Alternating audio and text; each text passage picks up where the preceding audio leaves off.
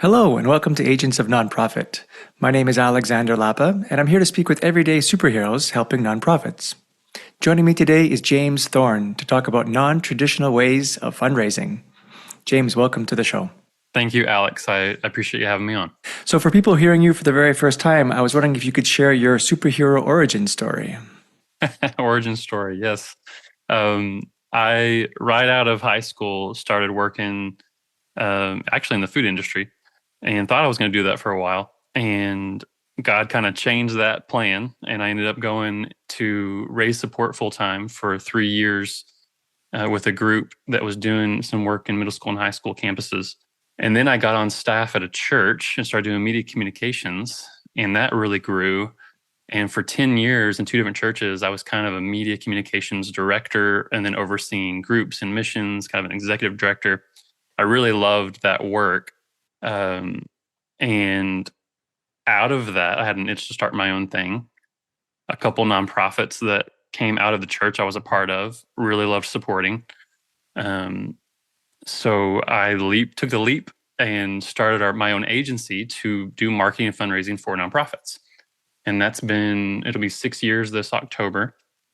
And it's been really neat to grow and learn myself. But that's kind of how it started, is jumping out with some nonprofits, figuring it out with them, and then gaining other clients along the way as we built kind of a remote agency for it.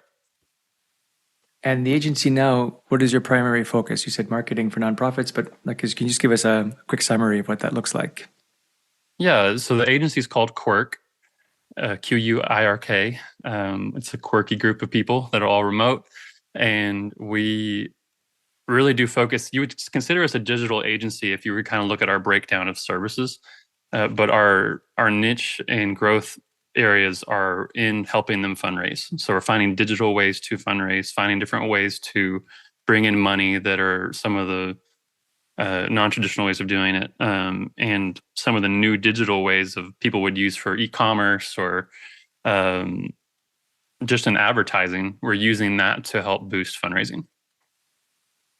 So let's talk about this word non-traditional fundraising, because that can be very abstract. Sounds great. It's intriguing. Can you tell us Sure. more? Yeah, that's always the trigger word, right? What does that mean? I think about tradition and how that's really good to have tradition and things you do over and over, the things that have stood the test of time, right? And when you fundraise, there are some key things that have lasted for decades that just work well. I don't think you do away with them.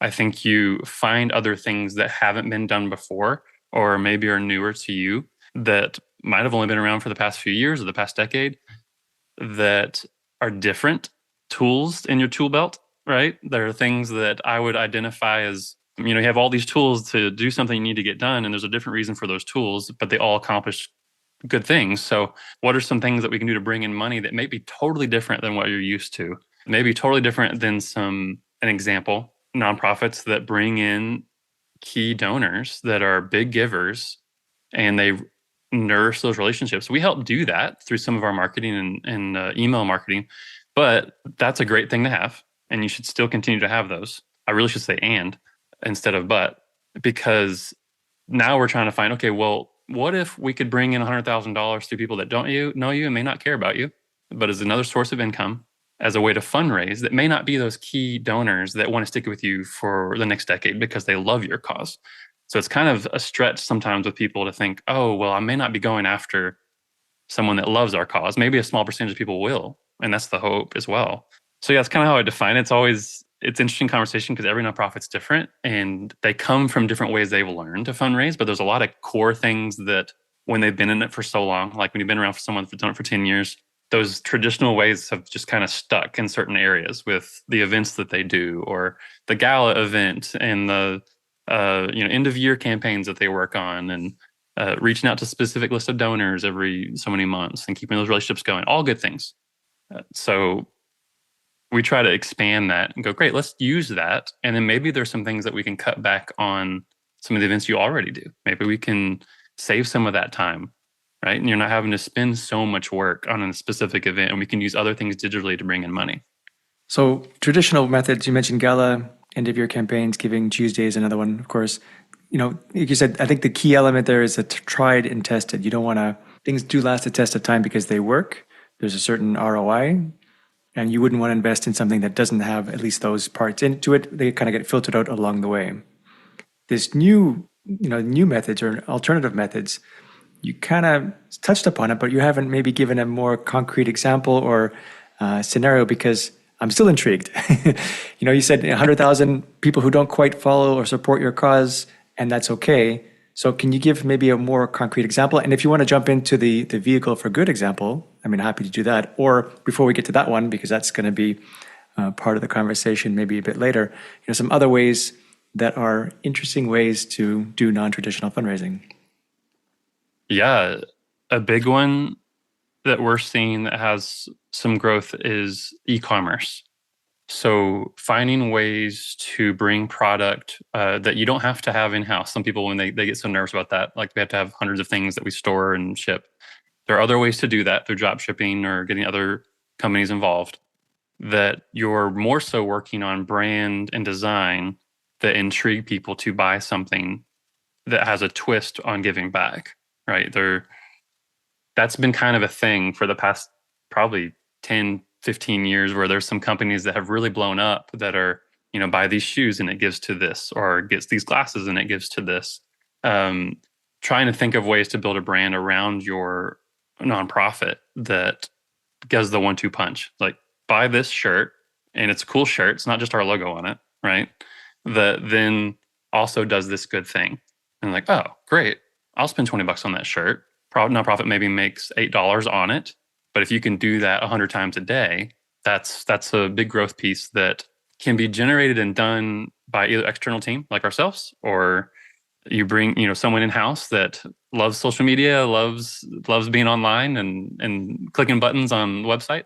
But that's one way, e-commerce for sure. There are some interesting things. We've done some research that we don't really do ourselves through our agency that have to do with maybe a nonprofit joining a call center or some other jobs or things that they can do that bring in income for their nonprofit, right? Now, some would argue, it's not going towards their cause or their things. And like, I agree. Some people spend someone's whole salary on an event for the year to pull off this one event. What if that could be allocated in other ways to bring in even more money? So it's trying to find other ways to bring in income. There are probably services that nonprofit could offer to teach other people how to do things that they do well, that they could sell. So, yes, we're not making profit, but you're making an income for your cause. Then, yeah, Vehicle for Good is a great example. I've known we'll be talking about it. It's been our biggest win for the past few years that we've built. That is a sweepstakes model. And what Vehicle for Good does is we are a charity sweepstakes that's a 501c3 itself, that helps put on car sweepstakes where people can enter all over the country for their chance to win a vehicle, a really cool car, not just a, Honda CRV, which is nothing wrong with that, but a really sweet vehicle that someone's interested in that they wouldn't be able to purchase themselves. They enter for a chance to win. Their donations are tax deductible. Then a nonprofit benefits from that sweepstakes. So we pay off the cost of the car or the things that were on marketing, and then we cut a check to a nonprofit that's involved. We are trying to also show other nonprofits how to do that internally that may not fit that mold for us on Vehicle for Good or some of our restrictions. But the sweepstakes model is really interesting. You kind of see raffles and things that people have been doing. You've probably seen it. There's probably a nonprofit that you've seen or follow, if you're not one already, that has done some sort of raffle. That's maybe it's a motorcycle, or it's tickets to the Super Bowl, or it's like finding ways to engage people that says, hey, enter at this lower cost and someone's going to win big, but at the end of the day, we get to benefit this cause. That's where when I talk about, maybe you're bringing 100,000 people that don't care about what you do because they want a chance to win something. That's okay, right? That's why you did it. Bring in the money. And then there's a small percentage of people that start really identifying with the cause and they're like, I want to learn more. And that's where you can start bringing them into more ongoing. So you open the Pandora's box. I'm going to shut it just for a second to go back to e-commerce, because I like that idea. And I wanted to just add a little more color to it before we go back to the box.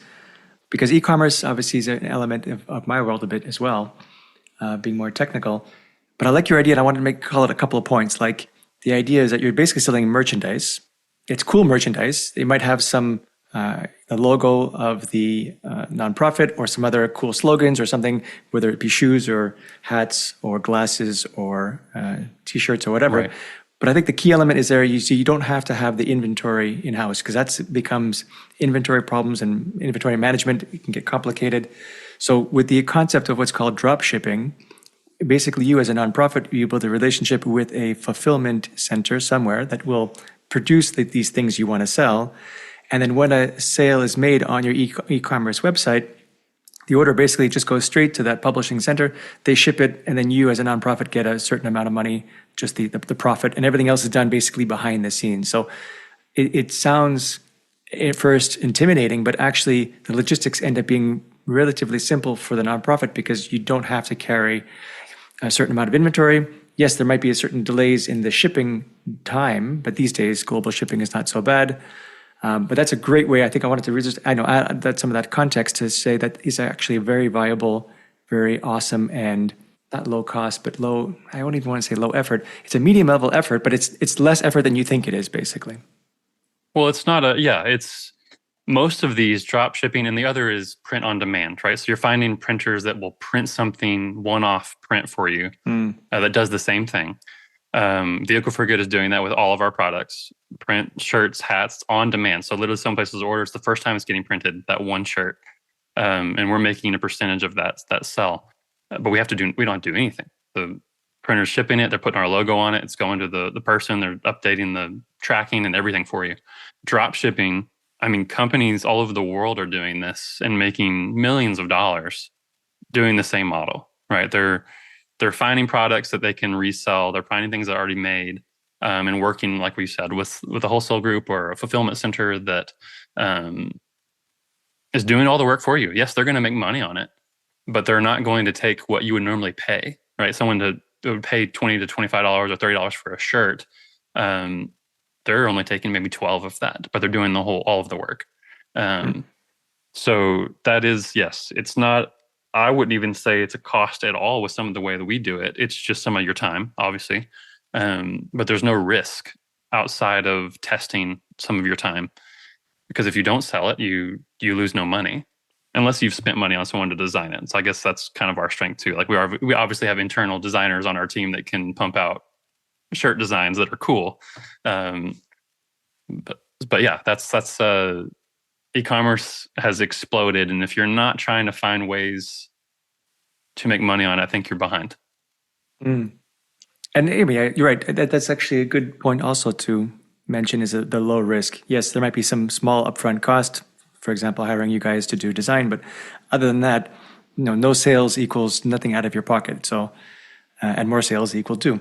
Okay, let's go back to the box and the Pandora's box. So, Vehicle for Good, because this is awesome. I love the idea. Let's start off by saying yes. I mean, I saw the history of it. These are some really cool cars. These are not your Honda Civics, like you said. I think there's a Porsche is that for sale now, kind of thing. So let's paint the picture here. We got the nonprofit. They decide to do the sweepstakes. Let's say they contact you. You organize a few things. You find a car. We'll figure out how to talk about that in a second. People are then buying raffle tickets. The more tickets you buy, the more likely you are to win. The winner gets the car. I guess maybe you get a portion of it, and then the nonprofit gets another portion of it. Can you just maybe talk about the finances side of things first, and then we can talk about how you actually get the car? Yes. I want to clarify one thing because there's a difference between a raffle and a sweepstakes. Okay. So a raffle is considered gambling, and you have to have a set limited number of entries already laid out or tickets already laid out before the launch. Sweepstakes, you can do all sorts of ways to bring entries in. There are free ways to enter, and it's not considered gambling. So there's no cap on a sweepstakes on how much money you can bring in, and it's not considered gambling.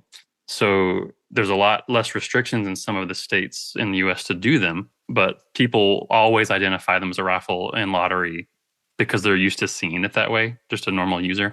But just wanted to clarify that because that's where people start asking questions. So with the model, the financial part, we are taking applications, right? So people fill an application to be a beneficiary. The ones we've done for the past, because we've done this now 2.5 years, the ones we've already benefited, are people that we've worked with before or that we've really gotten to know, and we know where that money's going. The idea of these applications coming in, once they meet certain requirements that we have set up, and these requirements that were kind of held as a standard through the IRS for us to say can only work with nonprofits that can't afford professional marketing and fundraising, which can be vague if you don't really put some parameters in there. So we put our own parameters to identify. They fill out an application. If they meet those parameters, then we want to do an interview with them to see how that money would be used. We don't have restrictions on the money that we give. We just want to know that it's going towards the cause and the mission. With the money side, sorry, I couldn't picture your question. The money side, how it works. There's zero expectation from the nonprofit. They don't pay anything. There's no time required. They don't have to do anything unless they want to share it. We are paying for everything for them. So there's zero risk on their part. We take all the risk, and we will buy the vehicle. And yes, the vehicles keep getting more expensive because we've noticed every time we up the ante on the type of car or the value of the car, we get more people excited about it and more money that comes in. But we are buying the car. We're sometimes giving a cash option or a cash gift. We have marketing expenses and advertising, which everything from SMS, email marketing to advertising on Meta, Facebook, Instagram. The last car we did, we spent $98,000 in Meta ads, right? There's a lot of costs that go into it. So sometimes when you share, we don't share the full numbers up for Vehicle for Good because people start getting upset because they're like, wait a second, you raised $350,000 and the nonprofit got 50 or 80 or, how does that work? Like, well, we spent 130 on the car and we spent 100 in average, so it all adds up, but there's no risk to the nonprofit. And they literally just get to benefit and have a fun way to get their name out there. So once everything is paid off, because the biggest question that comes up is how much does the nonprofit get, right? That's how much do they get of that money that's raised. They get everything after our costs are paid for. So we have contractors that do video and photo, and we have, you name it, right? There's costs that go into pulling this off. Once we pay those off, everything after is given to the nonprofit. Okay, thank you for following the money, because I was just curious about that. I definitely want to go to process next. I'm curious because I like the idea of being transparent in terms of how much goes to the nonprofit, but is it because you have costs, like we talked about 90,000 for advertising and then employees, stuff like that. Is it because people don't like seeing the percentages, like that so much has been raised, but only a small percentage is going to the nonprofit?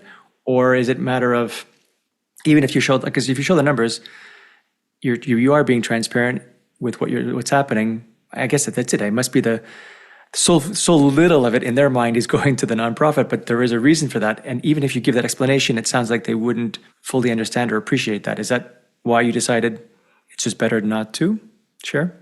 Yeah, and again, people could find this, and I share it on podcasts, and we share it at Quirk. It's just not something we send an email out to everyone after the sweepstakes is over. It's, hey, we raised this much money, and here's how much we're giving to the nonprofit. We say, here's what we're giving to the nonprofit. Thank you for being a part of this. And then if they ask questions, we tell them. We're upfront with people. We've noticed, because we've done it once before, hey, we've raised this much money, and we've given this money to nonprofits, and it's more money than I've ever given nonprofits ever since my entire life. I'm like, this is incredible. I'm able to give so much money away. But it's a mechanism, right? And it costs money to get there. So when we do that, there are people that just don't understand. And they're like, well, how come you don't just give money to the nonprofit instead of buying the car? I'm like, well, then it wouldn't work. We can't do this model. We actually can't do Vehicle for Good if we don't try to buy the car and raise money that way. So yeah, I am transparent when people ask. We've just been really hesitant on sharing all the numbers because the percentage is different every time. It might be 15%, it might be 25%, it might be 40%. It really depends on what we raise and how much it takes to get there. I was trying to Google really quickly. There's a psychological effect where if there are two people and you give one person $10 and that person can choose how much to give to the second person, but the second person has to accept it. And if the second person doesn't accept what's given to them, neither of them gets any money. It's something to that kind of scenario. And like the second person and the second person knows how much the first person received. So even if the second person gets $1, like if the second person gets $1 and the first person gets $9, the second person feels that they've been robbed in some way. Yeah. And they will not accept it. And then both of them lose, which is really interesting because you know, Yeah. your choices are 0 or 1. Why wouldn't you take the Right. 1? But there's a certain sense of fairness that. So I think this. I don't know. I wasn't able to find out the term for that, but I know it does exist. And I think that comes into effect with what you were just talking about in terms of we gave so much money to this event, but only a portion or a smaller portion than we anticipated got to the nonprofit. So I just wanted to bring that up. We do have people that go to bat for us. It's fun on social media watching people comment and go back and forth. And, you get the people that are like, this is a scam. And this is, and we comment to almost every single one of them. We're like, test us in it, look up our information. And there are people that go to bat and they're like, someone will say, why not just give the money to the nonprofit versus giving all this money to the winner or the car? And they would say, well, then how would they exist if they didn't? How would Vehicle for Good exist if they did that? They don't have the money unless they do the sweepstakes. And I'm like, you're right. Yeah. And I think now I get to see the other side of it where I have raised money full time myself, right? I've raised money to bring in people for my salary for 3.5 years. I've helped nonprofits raise money. I've raised money for churches. And it's hard work. And this has been the easiest way I've found to raise money since I've done anything. Like it really has been. And it's not to say that anyone can just throw this together. It does take some hard work. But through the work and value of it, I'm like, man, we're doing way better than anything I've ever done before. And now no one has to do anything. Like we just literally can cut checks, and give money away. So I'm going to look that up because that'll probably help me a lot in the way to explain that. Yeah, for sure. And I'm sure the strategies to circumvent that to a certain extent, but it's, knowing Sure. it is half the battle. Okay, so that's money. You were talking earlier a bit about the process. So basically a beneficiary like a nonprofit has to apply. You do the interview process, which I really appreciate because this way you do filter out ones that don't qualify or, like you said, have a certain marketing budget on their own. But you also want to make sure the money is going to a good cause. I mean, that is really, I'm sure, why you do it is because ultimately it shouldn't be lining the pockets of, nonprofits totally do that, but you want to make sure that the nonprofit's values and mission align with your own. What happens Right. after that? Let's say they are approved. What would be the next step after that in the process? If they are approved, then we align them with a sweepstakes up and coming. And it could be in 6 months, 3 months, where we are saying you've been chosen. And we send them what we call the do good packet. And they get the breakdown of how it all works. And basically, you don't have to do anything or share anything if you don't want to. But here's some ways that you can bring in other partners or people to share, or we'll give you all the information when it launches. And then they either sit back and watch or they're engaging with us throughout the process, but we are doing the full sweepstakes. So we're putting out ads and we've got everything on our website. We do have everything legally covered and third parties that audit the entire process. So we don't pick the winner. There's all sorts of things that we make sure it's covered with our terms and rules. Once the sweepstakes is over, it takes probably, I would say, a good 4 to 6 weeks to finalize everything. We've got to get the winner of the vehicle. That process can take anywhere to 2 to 4 weeks. Once that process is done, we pay off everything, and then we'll know that final number, right? So instead of saying, hey, you're going to just make, 5 or 10% or whatever the thing is, we're hoping to give them as much as we can. So once we finalize everything, we look at the sweepstakes total and what we spent, and then we cut a check for the rest. The donor, you said, no, not donor, sorry, the one who won the sweepstakes, you said 4 to 6 weeks to get the car, because I guess there's some logistical issues in taxes and delivery. And I imagine it's only in the US, right? Continental US? It's not anywhere else? That's correct. Yeah, yes, right. We're only in the United States. The winner, there's a process that we have to go through to identify that they can actually win, because they, there's in the rules, they have to be 18, they have to be a legal citizen, they have to, they can't. So once we've done that work, they may not accept the prize. They, maybe they don't want to take it in for their taxes or whatever that may be. So we make sure that process is done and finalized before we finalize the numbers. And if for some reason they're not eligible, do you do the sweepstakes again, or you just have how does the winner chosen? Is there a subsequent winner that's chosen after that? Like, how is that all communicated also to others? Yeah, if someone's listening and they're very intrigued by this, I have a full video that explains it on our About page of our website. But in short, we can go through the process 3 times with our terms to where a name will be drawn.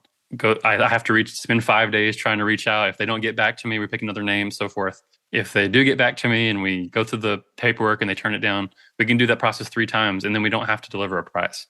Now, it's the company we work with has been around for 20 years doing this. Like it's super rare that that happens. And we don't want that to happen because it also shows proof that it's real, right? That we are doing this, we are giving away Right. prizes. It's not fake. So we want to give away the prize. But there's a process that could take weeks just because someone's not getting back to us, or they've gotten nervous now that there's money that they're going to be accountable for in their taxes and so forth. Okay. And then I think one of the huge benefits of this, above and beyond everything that the donor, I keep on calling the donor, I don't know why, the winner of the sweepstakes gets the Sure. car, the nonprofit gets the cash. The key here, I think, is also reach. You said earlier, the nonprofit is basically able to, indirectly maybe, but reach a significantly larger population that they ever could have anticipated trying to do something or not do this on their own. And I think that that is a key element. Even if not all of them will then, all these people who have participated would then follow up. The fact that you've reached, I don't know, hundreds of thousands or tens of thousands of people at least, there's a potential and possibility that some of these people will say, this was actually a fun event. I want to learn more about this nonprofit, and then start becoming more of a donor, or like a direct donor or something like that. So that I think is a one key benefit above and beyond everything else that we just spoke about so far. Yeah, I agree. And a cool story from the past one where we gave away a Corvette. She gave money, a part of it, because she really connected to one of the nonprofits we were giving to. And she's got past family members that PTSD, being in war, and all that. And so she gave, she won. And then she shows up to get her Corvette, right? We're shooting video and all that. And she's super excited. And then she hands me another check that's $1,000 directly to that nonprofit. She goes, I want that Hmm. nonprofit to have this also, because I really care about what they're doing. I just thought it was a cool story because, yeah, there are people that get tied into what the cause is. And it's a small percentage that probably really look at it and care and want to know. Most people, they know it's going to a cause, so they feel good about the money being given, or they care about a tax deduction. Um, but yeah, there's a percentage. I don't have the data yet because we're still, I think, too young to like really know. Like we've only done really 5 of these. We're in our 6th one, and this fall should be our biggest we've ever done. We're throwing in everything for a massive fall this year, and but we're, with every number we bring in, there is a percentage. I just don't know what it is yet, that are inclined to go, oh, tell me more, and we send emails about that nonprofit for them to jump on their list and to find out more. That's really cool. You mentioned this is your 6th one coming up. So how often do you do these things, and can you do them concurrently? Can you have more than one sweepstake at the same time, or is it really one at a time for logistical purposes? You're asking questions that are my ongoing trying to figure it out. So Okay. we have done one where it overlapped for 4 or so weeks. Didn't do as well, but we were pretty. I mean, it was in our first year, and we've done. We're in our 6th one. We'll have our 7th one this fall, but we've normally had a break in between. So we would launch one, another after so many months, and then we built a relationship with a partnership to help promote last year, where we didn't do a sweepstakes for 6 months because I really wanted this certain partnership to go through to help promote. Since that partnership has agreed and now they've signed up for 3 years to promote, we've now had one consistently. So we did Corvette, we launched in March, we ended in July, and the same day we launched the Porsche. We're ending the Porsche in September 12th, and then we're launching our next one on September 13th, and we'll have one for the rest of the year. The hope is to get to where we can have more than one going on at a time, to where we could launch one a month, and maybe they overlap into the next month, but every month there's a new one launching.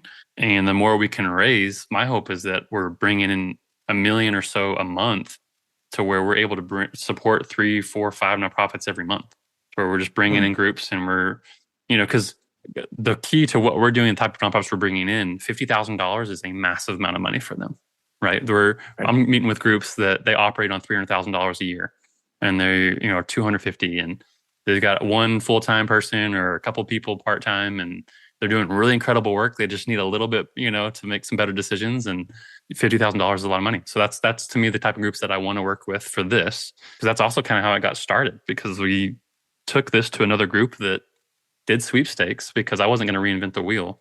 And they turned down all the nonprofits that we wanted to work with because they weren't large enough. They weren't national brands. And I'm like, well, how do these people get money then? So that's how we launched Vehicle for Good, out of that need. That's awesome. Yeah. Did you say though that maybe I misunderstood, but for each sweepstakes, there's only one beneficiary, right? There's not more than one? Or are you considering at one point opening that up that if the numbers are so large, maybe you'll have two or three at the same time benefiting? That's correct. The Corvette, we actually benefited two people. The group that we really wanted to support do these retreats that cost them about $30,000 to $35,000 a retreat. And they're only doing twice a year right now, that are supporting 10 couples that have gone through PTSD. So they're a real small group, but they're doing really incredible work. You can see the fruit of what they've done over the past so many years.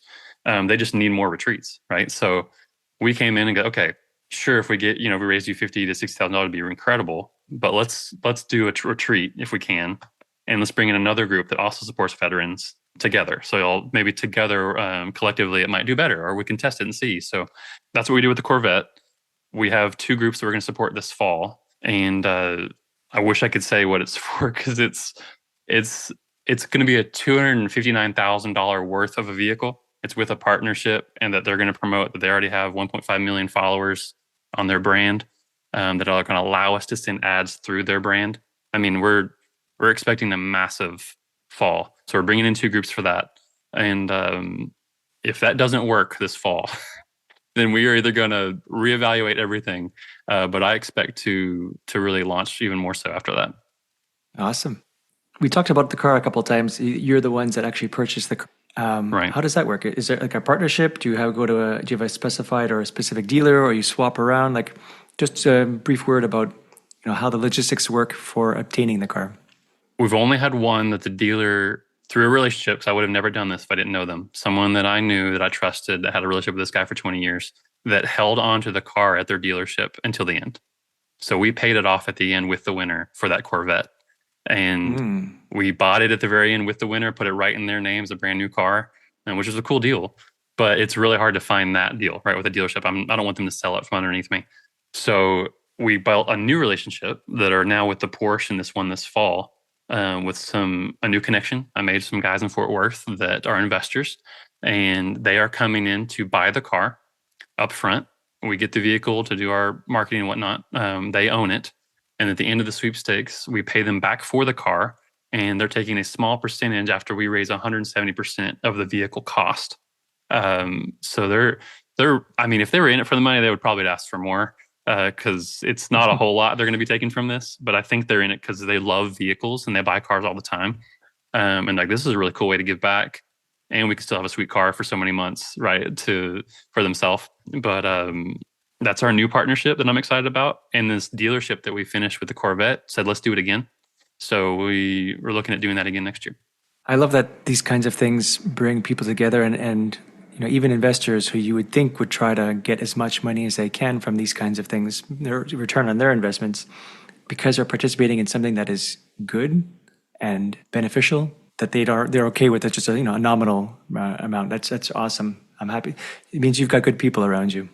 I agree. And I'm a Christian that reads the Bible and follows God. And I feel like God's really brought this together in different ways for me. And it's really neat seeing all the different ways it's been connected over the years that have gotten where we are today. And I'm just excited to be a part of it. So moving away from the vehicle for good specifically, you were talking also earlier about how you would want to, or like to at least, train nonprofits to do these kinds of sweepstakes or other kinds of events similar to this on their own. How does that work?